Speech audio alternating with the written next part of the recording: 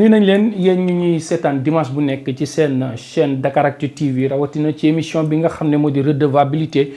ñu am mbégte saa su ne di ko def ak honorable député yi nekk ci assemblée nationale rawatina ci 13e législature bi. tey jii nii nag ñu def déplacement ñëw ba fi nga xamante ni moom moo di Rufisque fekk fi beneen député di wuyoo si turu Souleymane Ndoye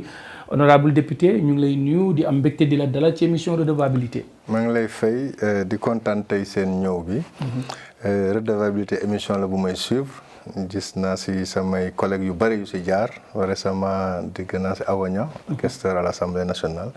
muy émission bu intéressé askan bi maa ngi leen di dalal fii si Tëngéej si département. Absolument au-delà de député bi nga doon également yooyu yaay président conseil départemental bu Rufisque. muy ñaari casquette ak ñaari fonction yoo xamante ni da nga koy alterner alors est-ce que yomb na ci yow en tant que politique. waaw xam nga question politique moom si nit engagement la rek la. mën naa wax ne au-delà de ma fonction nekk président conseil départemental bu Rufisque nekk député à l'Assemblée nationale bokk naa si ñi depuis 2012 le président de la République son excellence Macky Sall booloon ma si délégation yi nekk aussi au parlement de la CEDEAO may aussi député du parlement de la CEDEAO muy kuréel boo xam ne 15 états ñoo ko seq fu nekk am ay parlementaires yu fa jóge ma bokk si ñi fa tànn ma fa yor fonction bu am solo du rapporteur général de la commission des finances de l'administration de l'audit et du budget du parlement de la CEDEAO. alors mu di beneen troisième casquette peut-être bi nga xamante ni yow wax nga ko alors mais souvent absentéisme bëri na lu ñu koy reprocher ci certains députés mais man dama naan yéen ñi nga xam ne yéen a nekk ci parlement CEDEAO bi ku ci mel ni yow Moustapha Cissé Lo nan ngeen di parvenir di honorer seen engagement vis-à-vis de parlement Sénégal bi ak fi nga xamante ni moom moo nekk au niveau de la CEDEAO naam sax ñu ngi tooñ Ousmane Sonko kenn du ko gis ci travaux de commission yi di assister mais yéen tamit bu fekkee wax nañ dëgg est-ce que tey jii yéen a ngi honorer seen engagement vis-à-vis seen responsabilité foofu. waaw xam nga parlementaire dafa am mission. mission am d'abord mooy représenter askan wi bi nga jógee mooy sur le plan national ou même départemental su fekkee da nga nekk ci liste départementale sa liggéey lu muy doon mooy xam lan mooy préoccupation sa citoyen yi pour mën ko porter fi nga xam ne mooy kuréel bi ñun ñu bokk mooy assemblée nationale. nekk député parlement de la CEDEAO aussi beneen casquette la boo xam ne nekkal loo fa sa bopp da nga ko nekkal Sénégal. nekkal fa Sénégal pour défendre li nga xam ne moom la communauté bokk muy espace CEDEAO bi sunu chef de l'État yi signé depuis 1975 accord bi créé l'espace CEDEAO parlement bi du lu bees ñu nekk ci 4e législature donc liggéey rek moo ñu fay tax a yóbbu te nii ñeneen ñi di dem ci parlement africain ñi di dem ci UMOA ñi nekk Union européenne parce que parlementaires yi bari nañ kuréel yi nga xam ne dañu bokk mais fépp fu ñuy dem nag ñi nga xam ne ñooñu élif ci parlement national bi dañ koy yëg dañuy xam ne ñun dañuy absenté wu pour défendre les intérêts du Sénégal te suñuy ñëwee aussi souvent dañuy rendre compte li nga xam ne moom lañ fa jëlee yor sa casquette président conseil départemental aussi terewul équipe la parce que département bi ay conseillers la ay bureau boo xam ne sooy dem li nga fi bàyyi rek mooy li nga xam ne moom la conseil bi joxe en matière d'instruction wala ni nga xam ne moom lañ bëgg a doxalee pour toppatoo problème askan wi su ma fi nekkee maa ngi koy doxal su ma fi nekkul samay vice-président ñu ngi fi aussi pour doxal ko assemblée nationale nag absentéisme bi ñuy wax bariw si sax naam dinay am mu ñuy absenté wu mais ñu bari seen liggéey aussi moo leen koy permettre mais damay wax ne am na ñoo xam ne suñu ñëwee parlement ñëw assemblée nationale ñëwuñu pour liggéeyal askan wi dañu ñëw pour show parce que procédure assemblée nationale si wàllu liggéey dafa bari ay étapes lii gën a nit ñi gën a ràññee mooy suñu def vote budget mooy suñu def vote budget sax parce que budget la ñëpp di xaar ak projet de loi yi wala dara marathon su ñëwee bu boobaa xam nga dafa am ñetti étapes yoo xam ne mooy ñëw mooy li ñu naan commission technique si la ñuy njëkk a jàkkaarloo ministère de tutelle yi c'est-à-dire ministère yi day ñëw exposer seen programme annuel wax ko foofu échanger ak parlementaires yi ñiy wax seen soxla li ñàkk seen dëkk effectivement échange yu gudd lay doon di nga gis ministère buy ñëw foofu ministre buy ñëw toog 9h ba pratiquement guddi te député yi dañuy toog mais xam nga soo defee li nga war a def foofu commission des finances ñëw su fekkee da nga bokk membre commission des finances da nga am obligation ñëw tooy parce que su vote bi jotee ñooñu ñoo war a voter mais député yi dañu bëgg indiwaat seen yeneen question yi nga xam ne jotuñu kaa posé fële wala jotuñu am tontu bu leen doy indi ko waat ci commission des finances nga xam ne commission technique lay doon ak ministère des finances su paree si loolu yëpp ba ñu adopté si lay dem plénière nag mooy kuréel bi nga xam ne ñëpp a fay daje pour voter. la presse là ñëpp fi presse bi dañuy ñëw donc ñu bari dañuy ñëw foofu pour def show mais liggéey dëgg parlementaire bi mu ngi si commission technique et au delà de commission technique yi rendez-vous yi ngay am ak ministre yi parce que ministre bi ni nga mën a waxtaanee ak moom porter doléance su population soo ko fekkee si bureau bokkul ak nga taxaw si plénière ñu ne la am nga 3 minutes wala 4 minutes. foofu mën na fa wax dara. tout à fait ñi fay faral di jël parole. mooy ñi xam ne vraiment ay showman lañu. man noonu laa leen mën a tuddee. alors am na yenn député yi wax naan sax ñaare député yi ngay gis ci plénière bi ñuy def seen show parce que presse banque fa lu ci ëpp travaux de commission technique yi kenn du leen gis loolu dëgg la. loolu li koy gën a dëggal sax mooy ñooñu da ngay xam ne amuñu préoccupation population. préoccupation seen problème crypto personnel la ñu am c'est-à-dire nan la seen image war a mën a refléter ci bëtu sénégalais yi moo tax. man gis naa ay député yu nekk opposition tant que amul coow loo xam ne am na ci benn ministère du ñu ñëw assemblée nationale ci commission technique yi pour ñëw indi ay débat wala ñëw pour s'opposer dans le rôle d'opposant bari na ci ñoo xam ne noonu mooy seen taxawaay mais ñi nga xam ne vraiment askan wi moo leen ñor nga xam ne dañuy dellu seen i dëkk di dellu seen askan pour xam exactement lan mooy problème bi di ko yóbbu ñooñu suñ ñëwee assemblée nationale toog liggéey moo leen fa taxal ñëw te bari na nag si sunu waa majorité nga xam ne loolu mooy seen préoccupation mais ñëwuñu fa pour def de la politique politicienne ñëwuñu fa pour xulo ñëwuñu fa pour werante liggéeyal Sénégal moo ñu tax a ñëw te processus budgétaire dafa metti di nga ñëw jàkkaarloo ministre si débat mu óor ne li ngay wax nii mën nañ ko jël en compte su fekkee ne vraiment procédure d'urgence dëggal wala soxlu dëgg bu mënul bañ a ñàkk mais li si des ñëpp xam ne budget léegi lañ koy tàmbali mën naa wax février wala mars la ñuy commencer principe budgétaire mooy dem ay arbitrage au niveau départemental régional au niveau des ministres yi daje ministre des finances war a arbitrer suñu paree ñu war a dem si premier ministre bi muy exister mu war a arbitrer suñu mënul juboo parce que ministre bu nekk da ngay ñëw porter li nga xam ne mooy ses préoccupations ses problèmes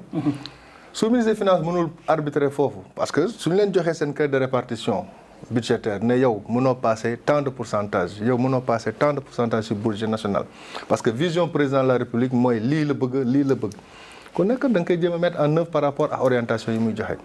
mais dernier remède bi moom mooy arbitrer ci conseil des ministres pour valider ko mais su ko valider foofu assemblée nationale amuñu lu bari pour mën a changer budget seen prérogative voilà loolu parce que en fait lépp looy indi si prérogative changement rubrique budgétaire da nga war a indi en contrepartie su fekkee ne dépense la lan mooy recette am. mais loi de finances rectificative yi ñuy wax parfois kooku ça n'a rien à voir avec un changement. non loolu ça dépend si politique bi état bi orienté wu. parce que état dina am ay effets de surprise. ay catastrophes naturelles. yoo xam ne day am wala ay surcharge si yenn aussi yoo xam ne budget bi ni ñu ko defee de façon prévisionnelle du mën a jël en compte données yooyu yëpp bañ koy voté donc suñu demee ba si biir comme récemment rek quand il y a eu le problème des étudiants coow li bari si réew mi président de la République recevoir leen jël ay engagement si rehausser coûts yi mais loolu day am ay impact sur le budget impact boobu si loi de finances rectificative nga ko mën a jël en compte parce que fekk na voté nañ budget bi def ay réajustement budgétaire dina am yenn saa yi da ngay ñàkk fële parce que amatul ay recette di nga ñàkk wala wàññi dépense fële pour mën a combler loolu donc loolu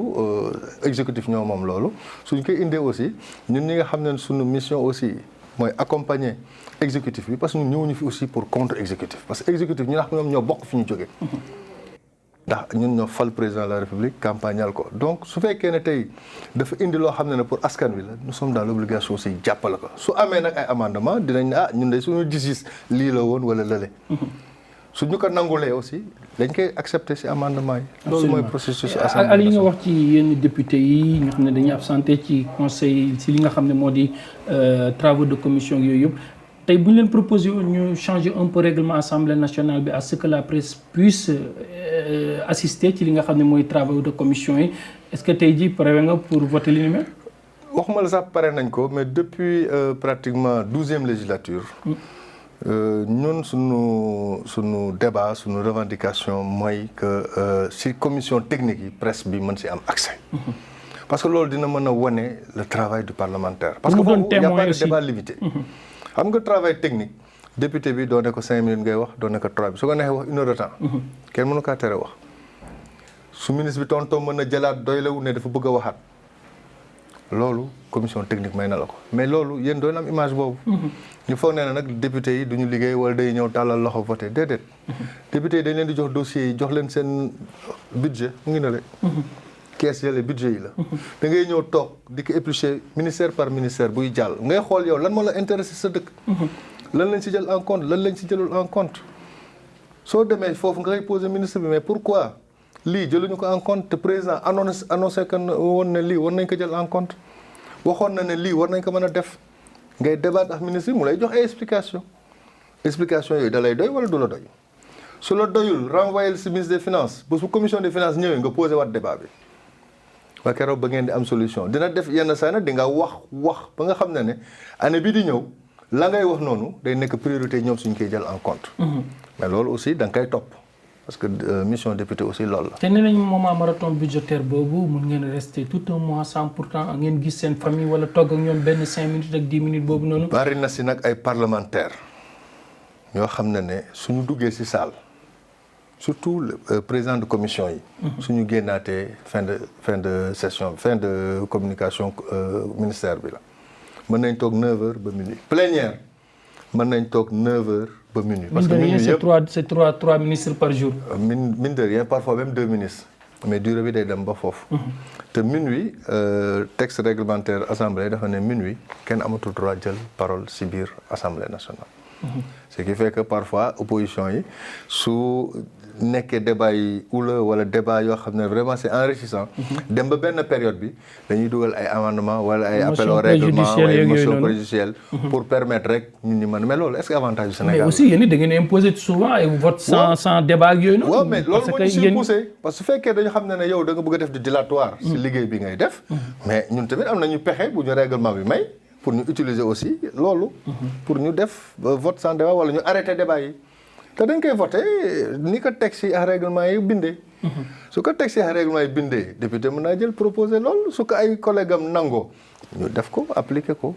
ñoom nag dañuy foog ne c'est la loi du plus fort non c'est la loi de la majorité. parce que loi majorité aussi des fois il faut nga wane ne majorité bi day gunge ñi nga xam ne ñoom lay àndal mu exécutif bi. tout à fait alors nan nga gisee 13e législature bi ci niveau débat yi bu ñu ko comparé yeneen yi nga xam ne peut-être même bu fekkoon observateur nga woon yaa ngi ci mbir mi. comparaison bu doon am est-ce que dina yomb ci yow pour nga wax. gis nga man dama bokk ci 12e législature. bokk ci 13e législature donc mën a juger législature yëpp. amul benn législature boo xam ne moo gën moromam. naam bi ñu ngi naan tedd yi fi nekk d'anciens ministres d'anciens. ban impact la am sur le fonctionnement de l'Assemblée nationale. tant que règlement baa ngi fi. tant que règlement bi di dox mu ngi fiy doxal ban impact c'est-à-dire nekk un ancien ministre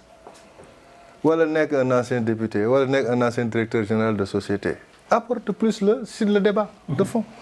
mais impacté wul si li nga xam ne projet bi la état bi di indi wala gouvernement bi di ko indi dans le cadre de l'exécution de la vision du président de la République bi nga xam ne ministre yi ñoo koy dérouler loolu amul si débat. moi j'ai été de la 12e législature liggéey bu rafet la ñu liggéey. gisuma ci benn critique du ñàkk mais pour man nous sommes tous acquittés de notre mission parce que loolu moo doon sunu weref mooy d'abord dañu fal un président en 2012 mu ñëw avec son programme de yoonu yokkute mu yóbbu ko un plan Sénégal émergent ñu xam ne contenu bi njëriñu Sénégal la doxal ko il faut modifier les lois et les règlements il faut modifier des textes réglementaires ñu ànd seex moom sur des projets de loi mettre ko en œuvre commencer gis ay résultats mais loolu mooy fonctionnement Assemblée nationale. L'Assemblée nationale n'est pas là pour être une opposition par rapport à l'exécutif. mais l'Assemblée nationale tey soo ko xoolee dañu renforcer ay prérogatives am parce que soo demee bay mën a di contrôler les politiques publiques di contrôler les ministères si budget yi nga xam ne ñun ñoo leen ko votel jox leen ko. mais am nga pouvoir ndax daan yaa ngi koy def sa dama waree allez loolu beneen comportement député bi la. tout à fait mais lii ñu war moom ñu ngi koy def de 13e législature bi ñi si nekk di wax ne ay anciens ministres wala ay inspecteurs lañ wala la suñ doon dàq nit ci pointage wala absentéisme dàq nañ leen bu yàgg foofu la ñu war a wax. ni que président Assemblée nationale essaie de modifier le règlement intérieur pour trouver ay sanctions. exiger député yi ñu ñëw ñëw di émarger comme ñëpp parce que xaalisu réew mi lañ leen di jël di leen di fay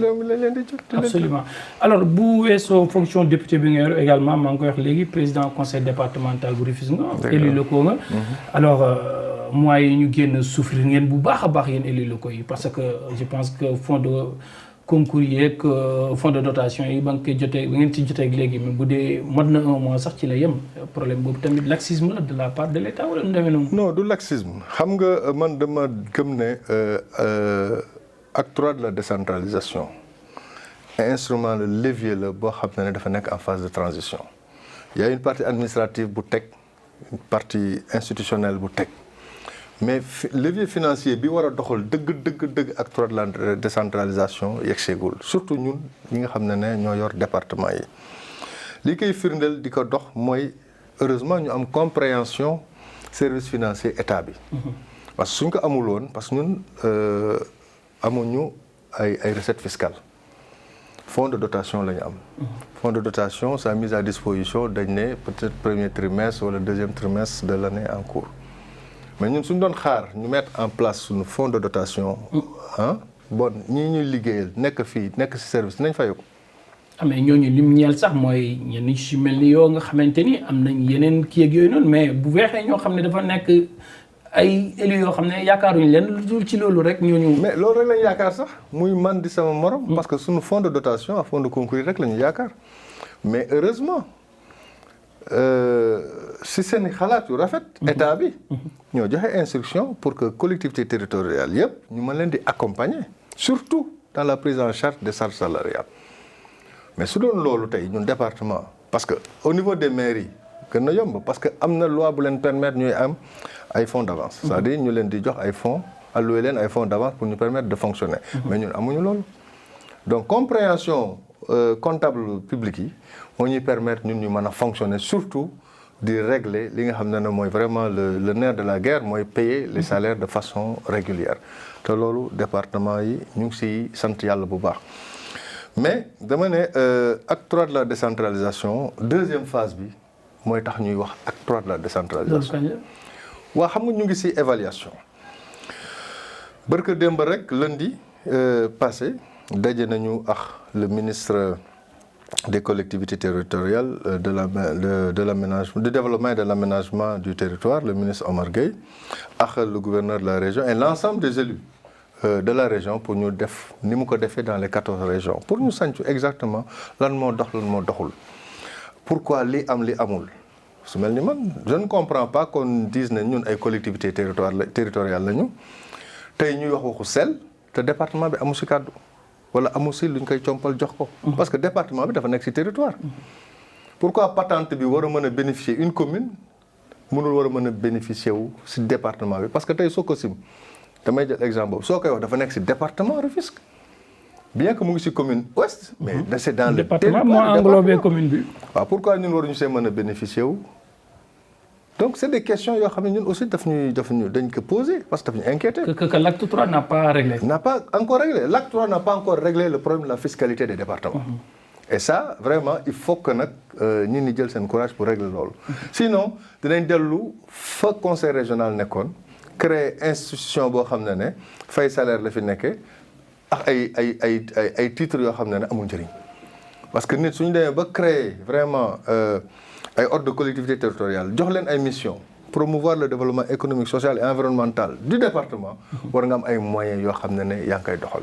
surtout que tey loi bi daf ñu jox ne ñun ñoo war a tabax ay lycée ñoo war a tabax ay centre de santé seen compétence transférée mais avec quel moyen su fekkee ay moyens yi nga yor salaire rek la mën a fay est-ce que loolu di nga xalaat ne da nga siy dugg soo siy dugg aussi da nga koy dugg dans le cadre de la coopération mais avec des réalisations minimes parce que fonds d'équipement bi ñu lay jox aussi permettre la sax nga mën a tabax benn lycée waxatuma la ay salle de classe. mais est-ce que bokk nga kon ci ànd nga ci ñuy wax wala comprendre nga ñi naan acte 3 de la décentralisation transfert de problème la que de compétence. man mën naa wax ne du transfert de problème. mais des na pour compléter transfert de compétences parce que dañ la jox ay compétences war la allouer ay moyens. Moyens yi état bi mooy joxe parce que nous sommes un démembrement de l'état nekkuñu fi pour suñu bopp. Démembrement de l'état la état bi nag su dee ba am confiance créer ay structures ne ñii de dama koy dénk collectivité compétences yi ñii laa koy dénk. na am aussi audace transférer les moyens en mettant maintenant a posteriori des éléments de contrôle.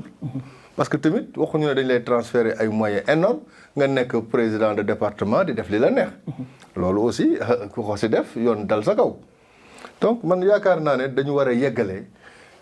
réforme bi une bonne fois pour toutes. te liggéey bi ministre Omar Gueye def récemment au niveau des 14 régions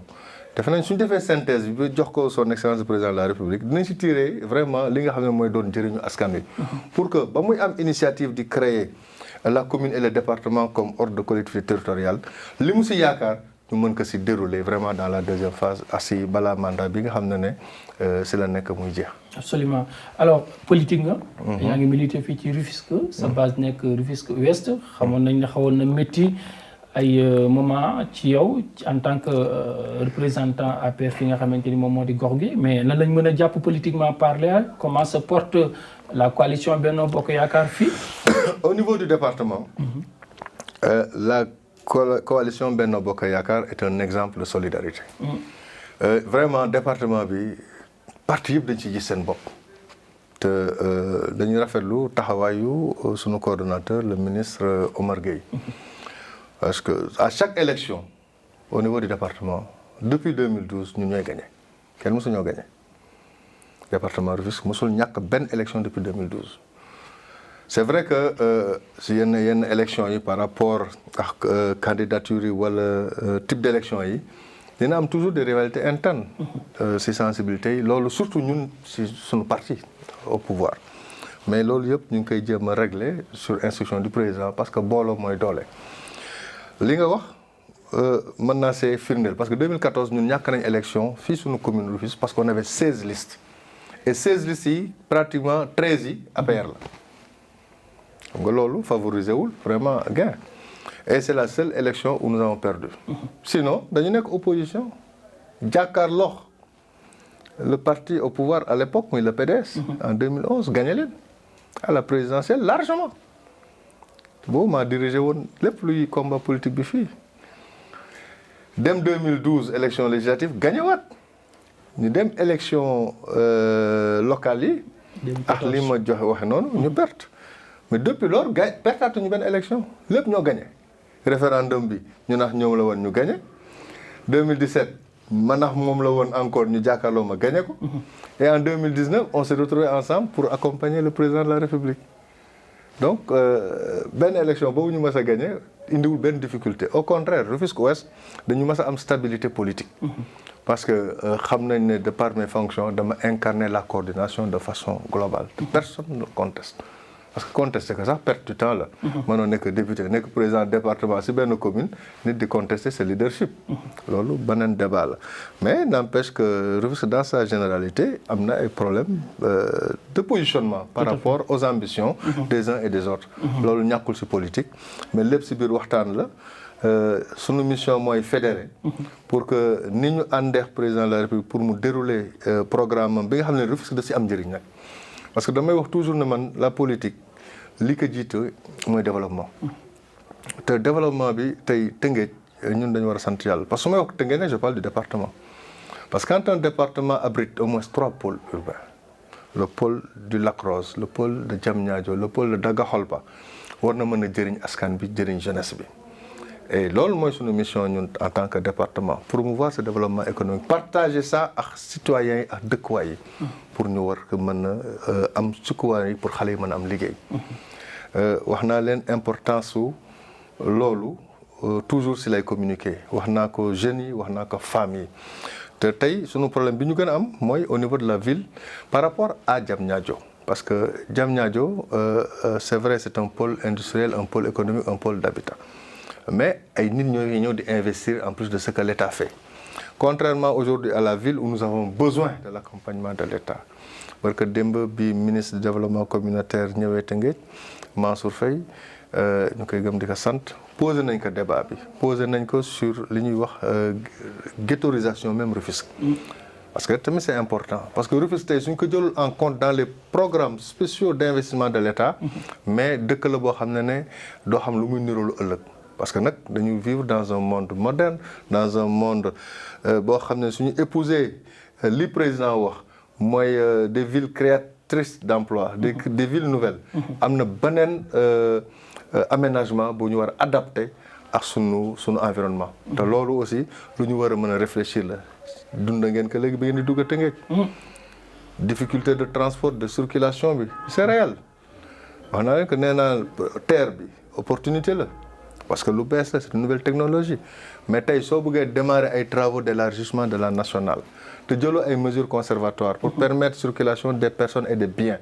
mais dañuy étouffer wu impact ci économie bi également lay am donc loolu yëpp il faut que ñu réfléchir si avec autorités yi pour que ñu trouver vraiment format idéal bi permettre ñu mën a résoudre yenn problèmes yi vraiment si calme aussi ak tal ak day parce que Sénégal moo soxla calme. Alors on termine par cette dernière question maa ngi doon wax léegi politique nga wax sa casquette yëpp mais également homme d'affaires nga parce que chef d'entreprise nga. alors bëri na nit ñi di wax naan politique daal balaa ñu kaa gën a wóolu mu doon koo xam ne il vit pas de la politique la politique c'est pas son métier. alors chef d'entreprise politique nan ngay def ba mën a daal di régler say engagement vis-à-vis ci say entreprise ak sa vie professionnelle du côté de vos entreprises ak li nga xamante ni moom moo di politique bi ndaxte dafa laaj jot. waa jot la laaj ak engagement man politique 96 nag laa koy def en 96 j'étais déjà conseiller municipal du temps de Mbaye Jacques Diop. Moussa Mbaye et autres ma màgg si ba 2000 laa bàyyi parce que quand même je suis originaire du Parti socialiste. bi ma bàyyee 2000 bàyyi naa politique 2009 laa si duggaat ñu révolté wu pour changer la ville ndax le maire Badara Mama Yassène ma nekkoon adjoint au maire en 2009 bi pool yi commencé créer si la dugg si politique pour jàppale le président de la République mais boobu mu si opposition bi période boobu nag j'ai été toujours dans la vie privée professionnelle parce que man liggéey laa gëm te li nga wax mooy dëgg politique ñaar moo si am ñëw pour servir politique wala politique di si servir soo ñëwee nag pour servir si politique mooy li lay dal si nit ñi lu politique loo jëlee si institution yi boo ko lekk bàyyi nit ñi te loolu doxalul aussi ànd ak askan donc pour man dama mës a gëm ne da ngay liggéey am sa teraanga yàlla may la li mu lay may man bañ naa ko sax bala ma daan def élection su may tabax kër dama koy yeggale balaa élection yi di ñëw pour kenn bañ a wax ne mu ngi jël alalu askan bi di ko def si këram fu ma tabax suma kër loolu laay njëkk a def sama priorité donc ba may dugg aussi dans les affaires yàgg na parce que maa ngi commencé si Tata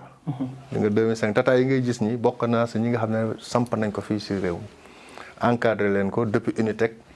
ba tey fi mu nekk ni si Pikine si foofu nag laa am ay relation ay partenariat di liggéeyal pour Sénégal parce que man développement Sénégal rek moo ma ñor moo tax ma dugg créer une entreprise avec des partenaires indiens ñu nekk dans l'agriculture et dans l'immobilier. On vous excuse de la publicité c'est indien peut-être mën nañu ko wax également. Voilà bon je le dis de publicité parce que c'est indien dafay liggéey pour askan. Et vous êtes dans l'immobilier également. Dans l'immobilier dans le pôle urbain de Diamniadio où nous sommes développeurs. Parce que tamit développeur bi c'est parce que dañ la jox ay cahier de charge nga respecté ko. Ça y a pas de faveur.